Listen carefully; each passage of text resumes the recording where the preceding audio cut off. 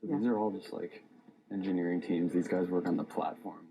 28-year-old Chris Cox is head of product development. He sits across the desk from Mark and thinks about what next for Facebook. This is how close we sit. And increasingly, he's thinking outside your desktop.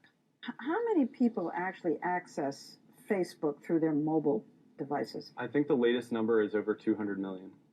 So in other words, that's obviously the future. I think it's a huge part of the future. Is Facebook developing a phone device like Apple did iPhone? No, we're working on building software that can be used on all phones.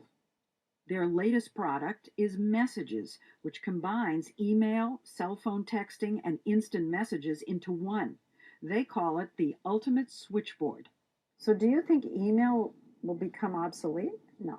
I'm not sure, but what we found is that more people are using Messages are moving away from email. And so if we build a really compelling experience, I think people are going to switch over, but I'm not going to call the end of anything.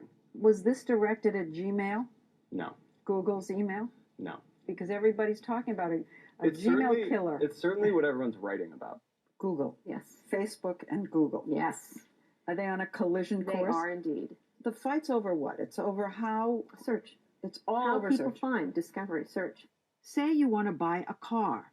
You can type Prius on Google and get publicly available information.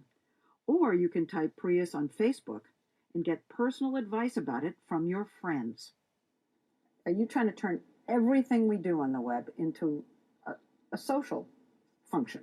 I think what we've found is that when you can use products with your friends and your family and the people you care about, they tend to be more engaging. I think that we're really going to see this huge shift where a lot of industries and products are just going to get remade to be social.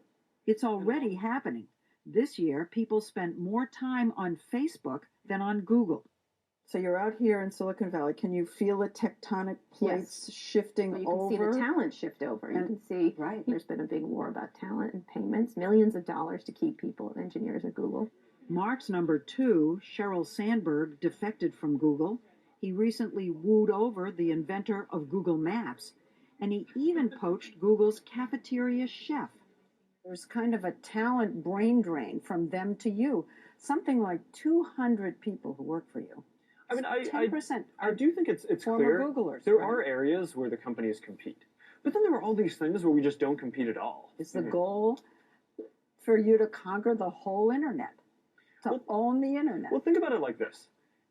People, if they can use a product of any category, photos, groups, music, TV, anything, either by themselves or with their friends, I think most of the time people want to do those things with their friends. So is the answer yes? I think so. I mean, the answer is that we want to help other people build a lot of these products. He doesn't like to talk about competing with Google, just as he didn't 3 years ago when I compared him to its founders, Larry and Sergey. You seem to be replacing Larry and Sergey as the people out here who everyone's talking about.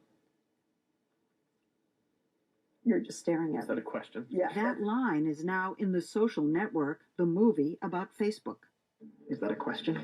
The question is, who is the real Mark Zuckerberg, and how did Facebook really get its start?